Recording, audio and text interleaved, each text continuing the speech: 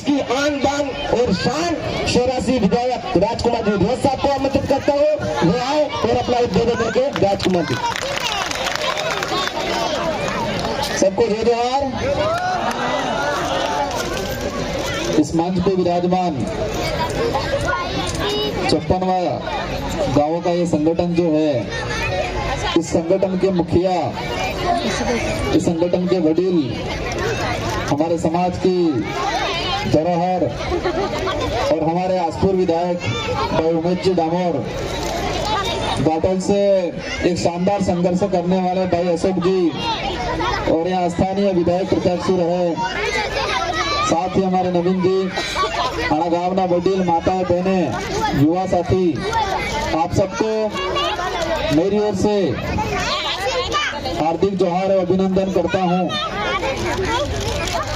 आज ये जो कार्यक्रम आयोजित किया जा रहा है, मुझे कुछ दिन पहले जानकारी मिली थी, लेकिन आज हम 3 विधायक हैं, तो मैंने अमित जी को कहा था आपको यहाँ पर जाना है, और मेरा एक दो जगह दूसरी जगह कार्यक्रम था, लेकिन कुछ साथियों का कहना हुआ आना ही पड़ेगा, और मेरा भी मन हुआ आज गरी में जाके बांसवाड़ा वाले से मिल ही लेते हैं।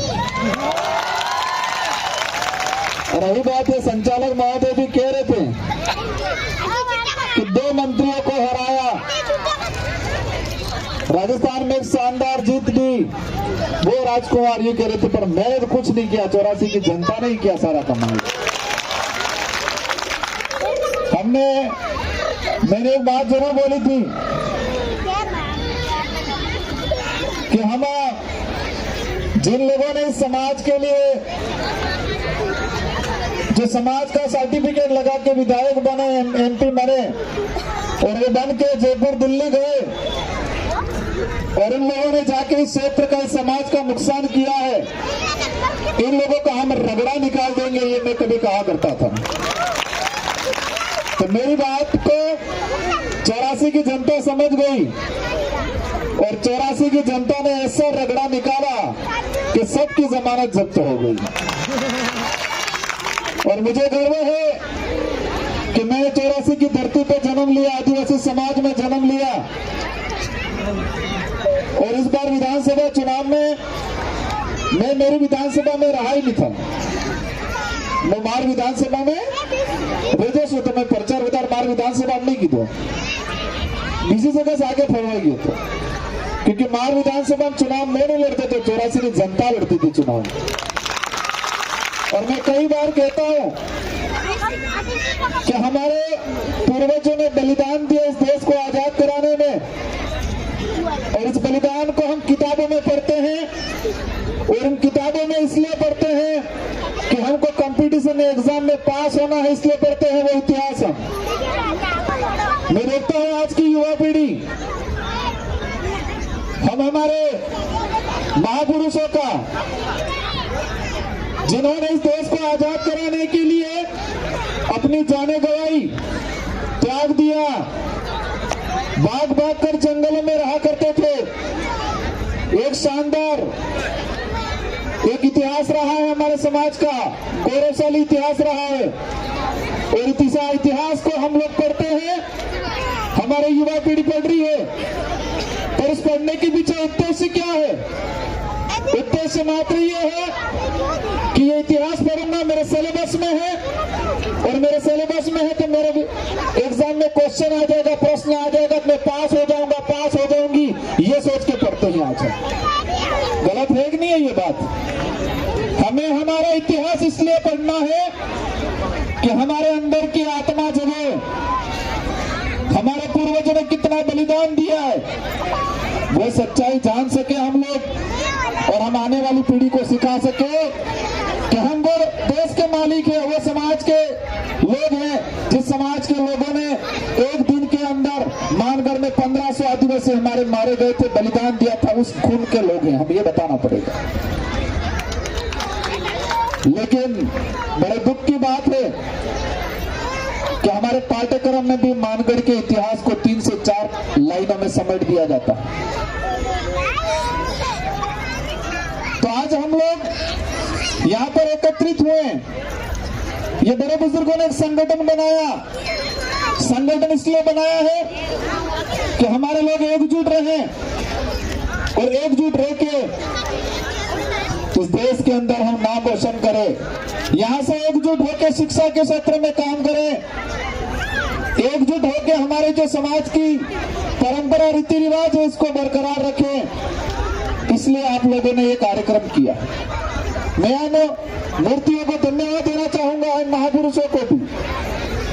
ये जिंदा है लेकिन मैं उनको ये शब्द से आज नवाज रहा हूं और मैं आपसे आशा कर रहा हूं कि इस कार्य को और बढ़ाए और समाज को सही दिशा में लेके जाए।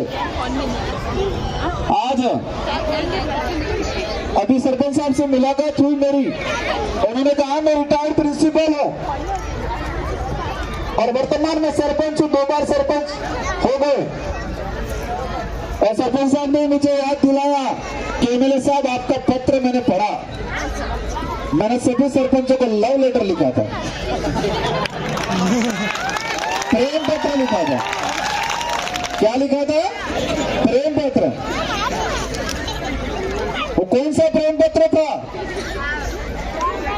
हमारा आरक्षण का प्रेम पत्र था। किसका प्रेम पत्र था? आरक्षण का प्रेम पत्र था। और मुझे अच्छा लगा सरपंच साहब ने मुझे याद दिला दिया। और सरपंच साहब को ये बात याद है, मैंने उदयपुर संभाग के 1700 सरपंचों को पत्र लिखा, सारे एमपी एमएलए को पत्र लिखा और उस पत्र में यह लिखा था कि हमारे बाप दादा ने लड़ झगड़ के संविधान के अंदर आरक्षण की व्यवस्था लागू की और इस आरक्षण को 2013 के अंदर 2016 के अंदर हमारे यहाँ के एमएलए एमपी मंत्रियों ने दूसरे को बेचा, ये लिखा था। और इतना मात्र ही नहीं लिखा था, मैंने सबूत दिया था। क्या दिया था? सबूत दिया था कि इन अधिसूचनाओं के आधार पर यहाँ पर भर्तियां हुई। 2013 की अधिसूचना कांग्रेस के नेताओं ने पारित की, 2016 की अधिसूचना बीजेपी के नेताओं ने पारित की और उस अधिसूचना के आधार पर हमारे समाज के युवाओं को कितना नुकसान हुआ मैंने आंकड़े सहित भर्ती सहित लिखा था सारे सरपंचों को। और लास्ट में एक समरी लिखी थी मैंने और उसमें क्या लिखा था कि हम जिस समाज में पैदा हुए हैं और उस समाज से हमारे जो वडीलों ने खून पसीना बहा के आजादी दिलाई और संविधान के अंदर हमारे पूर्वजों के लड़ने झगड़ने से बलिदान की वजह से हमको शेड्यूल 5 मिला, 5वीं अनुसूची मिली और उसी शेड्यूल 5 की वजह से हमको आज सरपंच एमएलए एमपी बनने मिल रहा है। और वो शेड्यूल 5 नहीं होता तो हो सकता है मैं एमएलए या हम सब सरपंच नहीं होते। तो मेरे आगे ये लिखा था कि जिस समाज का सर्टिफिकेट लगा के हम जनप्रतिनिधि बने हैं तो इस समाज के आरक्षण का क्या हो रहा है। शासन में तो हम चले गए लेकिन प्रशासन में क्या हो रहा है हमारे साथ, उस बात का ध्यान रखना है और उस बात को समझते हुए हमें हमारा कर्तव्य अदा करना है। क्योंकि इस धरती माते कौन है? अमर नहीं है, कोई अमर रहने वाला है। लेकिन जब तक जिंदा है, जब तक इस धरती पे है, ऐसा काम करके जाओ कि आने वाली पीढ़ी, आने वाला परिवार अगरबत्ती दिया कर ले। कभी क्या कर ले? अगरबत्ती दिया। अभी करते नहीं करते हमारे बाबू डोगरे पूर्वजों को? और दिवाली आते मैंने अगरबत्ती दिवा कर नहीं करा, 20 पुणे में आपने अगरबत्ती दिवा कर नहीं करा। और गैर में कहीं पामड़ा आ गया, सड़कों बढ़ावी दी तो तेल पूजक नहीं पूजा, तेल तार दिए पसे पिए नहीं पिए। मैं इसके पक्ष में नहीं हूं लेकिन हमारे समाज की जो व्यवस्था है व्यवस्था बता रहा हूं कि हमारे पूर्वजों को हम इसलिए अगरबत्ती दिया करते हैं, इसलिए पूछते हैं बीच कोना में होली दिवाली अगली याद करो कि अणी पूर्वज ने हमारे बल्ले कहीं न कहीं असल करीब किया, अगली अगरबत्ती दिवा करो। लेकिन आबा वाली पीढ़ी विचार करेगा क्योंकि आबा वाली पीढ़ी रोड माते आ जाएगा। आबा वाले समय में आरक्षण खत्म पाई जाएगा और आरक्षण खत्म पाई जाएगा, जय जंगल जमीन का अधिकार खत्म हो जाएगी। उस समय हमारे समाज की पीढ़ी सड़कों पे आएगी। हालत आने वाली पीढ़ी अमित स्वर्गवास या मन्नारा खाई जिंगा तो अपना अगरबत्ती दीवा नहीं करेगा क्योंकि विचार करेगा जोएगा कि मार पड़ता था तो मार हमार बरोबर ने असर करीन किया था, लेकिन मार डोहायवा खाजा कि कांग्रेस ने बीजेपी पोषण हाई रहे जाए, कांग्रेस ने बीजेपी जल जंगल अधिकार विषय नापचे आरक्षण विषय नापचे तो आना अगरबत्ती करवाने विचार करेगा। सवाल अगरबत्ती नो है ना है अगरबत्ती करवाना। तो आने वाली पीढ़ी विचार करेगा कि मेरे परदादा ने तो हमको लड़ झगड़ के अधिकार दिलाया जिसकी वजह से हमारे डोकरे डोगरी लगे थे, लेकिन हमारे डोगरों ने कांग्रेस बीजेपी से सवाल नहीं किया। और पसे आपण अगरबत्ती करेगा ही नहीं करेगा कि सिराबाब से पंजाबी वही तो बंद मारी नागी देगा सिटी लागेगा नहीं लागेगा, क्योंकि इसको समझ में आ जाएगा कि मेरे बाप दादाओं ने सही क्या है गलत क्या है वो नहीं समझा, और हमारे लिए हमारा भविष्य उज्जवल भविष्य की इन लोगों ने काम नहीं किया, वो कामना नहीं की, इसलिए वो हमारे साथ अपना हाथ जाता रहेगा, लेकिन अपने अगरबत्ती दीवा भी नहीं करेगा। आज बातें बहुत सारी हैं, हमें एक ही विचार करना है। मेरे पूर्व वक्ताओं ने बहुत सारी बातें बोली होगी, हम समझदार हैं और समझदारी का परिचय देना है। आज मैं कह जा रहा हूं तो मेरी बात को भी पूरा यकीन नहीं करना है। राजकुमार ने कितनी बात सही कही और सही कही है, इसको अमल में लाना है। और जो कंफ्यूज लग रहा है तो सवाल करना है राजकुमार रोज से भी, नहीं करना है। इसलिए आज हम देख रहे हैं हमारे आने वाले समय हमारे ये स्कूलों के आसपास माहौल बहुत खराब रहता है। हम किसको दोष देते हैं? टीचर को दोष देते हैं। क्या कहते हैं? मास्टर पढ़ाता नहीं है। और मास्टर किसको दोष देता है? अभिभावक को। अभिभावक ध्यान नहीं देते हैं। और अभिभावक और मास्टर दोनों मिलकर किसको दोष देते हैं? नेताओं को दोष देते हैं। लेकिन जिम्मेदारी कोई नहीं ले रहा है। और नेता भी किसको डांट देते हैं? मार्शल को डांट देते हैं। कह देते हैं गंगानगर हनुमानगढ़ का पानी पिला दूंगा ही कह देते हैं। हालांकि मैं नहीं कहता हूं, मैंने 5 साल में मेरी विधानसभा में किसी भी कर्मचारी को नहीं परेशान किया, पर यहाँ मंच पे बैठे सीबीएस साहब उनको जरूर किया मैंने। उनको मैं वहां ले गया और वहां से आने नहीं दिया, जाने नहीं दिया कहीं। इसलिए बातें बहुत सारी हैं। आज मैं अभी मंच पे 2 टॉपिक पे मेरी चर्चा हुई और दोनों टॉपिक पे भाषण दे रहा हूं। एक तो आरक्षण वाला और दूसरे मैंने पूछा था हम भक्ति, क्योंकि सीबी साहब कहता है भक्ति न बढ़ती, तो मैं कहती ना भगत है ना हमें, तो मामजी महाराज की भक्ति करो। मामजी महाराज ने भक्ति करे ना, क्योंकि कई वडील बुजुर्ग बैठा है मंच माते मार तो उम्र बहुत कम है। मामजी महाराज की भक्ति कर रहे हम।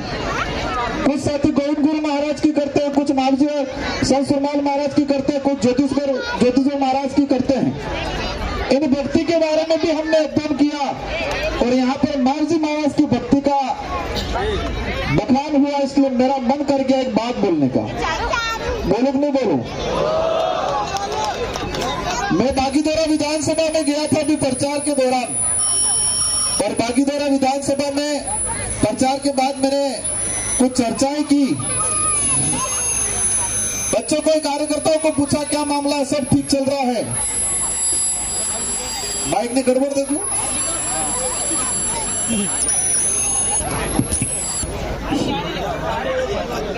बागीदोरा में चर्चा हुई तो सारे कार्यकर्ताओं ने कहा सब बढ़िया चल रहा है, पर भगतवाल थोड़े गड़बड़ है। फिर मैंने विचार किया क्या गड़बड़ है? तो अच्युतानंद जी महाराज घेर घेर फेरी हते जे भगत कोटवाल आनंद कही दीधु है कि आपने एम करवानो है। अच्युतानंद जी महाराज गादीपति केना बेनेश्वर बेड़काना हमारी सी गादी है ना गादीपति, और ये गादीपति हमारे गांव में से कोटवाल है भगत थे अनफा आवी गया तो भगत तो है भगवान आवी गया, उस माने नहीं मानिक नहीं माने। तो मैं विचार करी गया अटला मोटा गादीपति बचपन घेर फारे कहानी हुआ है।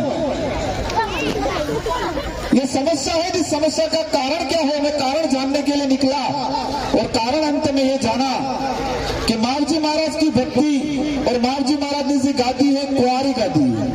कुंवारी गादी से कुंवारी गादी, अब कुंवारी गादी थी मारजी महाराज कुंवारी गादी माता बेटा और बेटा तारे होते कोटवाड़ा मेटी जीता से पंडित वंडित से दस्तूर की तो पूरी क्रियाकलाप की तो क्रियाकलाप करवा बाद जो देवराज जा और मारजी महाराज ने सपना में लगी क्या है क्या कुंवारी गादी है कुंवारी गादी से रहेगा और जिंदा अशुभ थाई जाएगा तीन दाड़ा कोई के नुकसान थाएगा अवड़ा फेरा थाई जाएगा। तो मैं विचार की तो कटला मोटा गादीपति भी है गामा गामा कोटवाड़ा गरम मैडम का गरम सही और फिर पता चला कि जब हमारे से गादीपति माता बेटा ही या पड़वा ने काम की तो सालों सालों और तारे एक मुट्ठे नेता हाथ अंदर साथ दिया और इस समय एग्रीमेंट हुआ कि आपके संकट में मैं साथ दे रहा हूं तो तमार गादी मैं नहीं हलवा दी मार गादी तमी नहीं हलवा दीजिए। समझ में आ भी गिरेगा क्या हुआ कि तमार गादी क्योंकि अच्युतानंद जी ने शादी की, सही बात है कि अच्युतानंद महाराज ने शादी की और तब सावला के आसपास जितने जो कोटवाड़ ओरिजिनल कोटवाड़ मेट कोटवाड़ थे उन्होंने विरोध किया कि ये गलत हो रहा है, हमारी भक्ति के खिलाफ हो रहा है क्योंकि हमारी गादी कुंवारी गादी है और कुंवारी गादी तमाते तुम्हें बेटा हो पर तुम्हें आ नहीं कर सको त्यानी जाने शरण ली थी और शरण लीवा बात समझो में था जो कि तमार गादी सुरक्षा वो करूंगा मारी गादी ने सुरक्षा तने कर दो तेरे पहले मारी थी तो सुरक्षा करवा आवे कि नहीं आवे ना समझ गए आप सब। तो मैं विचार कर रहा हूं कि गादीपति व्यक्ति जिनको हम भगवान मानते हैं क्योंकि इस व्यक्ति का महत्व नहीं उस गादी का महत्व उस वचन का महत्व उस स्थल का महत्व है और उस स्थल पे उस गादी पे बैठा हुआ व्यक्ति ये काम करने लग गया है तो कारण क्या है और वो समझौता हुआ था उस दौरान और जितने ये मेरे से बहुत बड़े उम्र में हाथ पता करना जाना कि ये घटना कब हुई थी और तब वो व्यक्ति किस पद पे बैठा हुआ था और समझौता क्या हुआ कि तुम्हारी रक्षा हम करेंगे हमारी रक्षा तुम करना।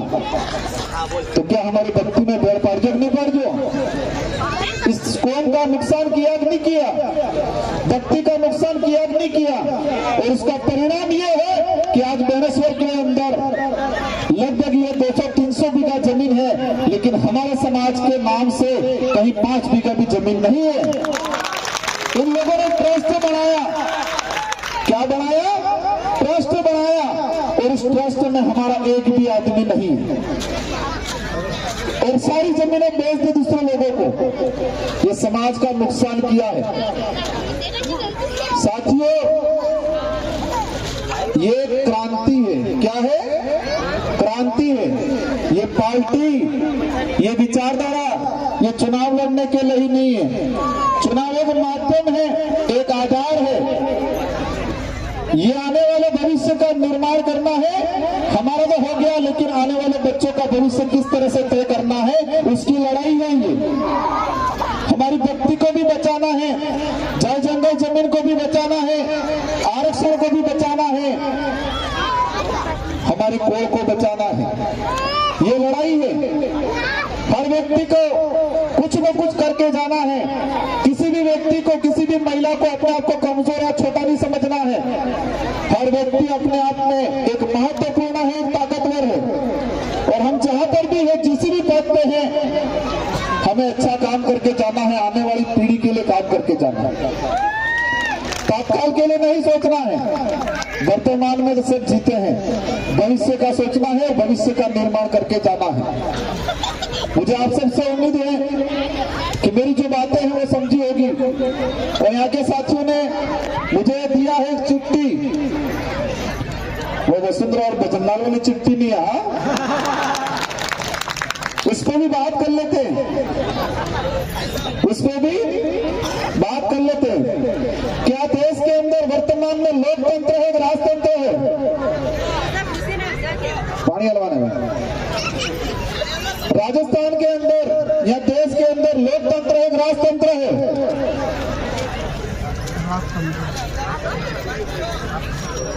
लोकतंत्र प्रजातंत्र ये है कि जनता की भावना के अनुरूप काम हो।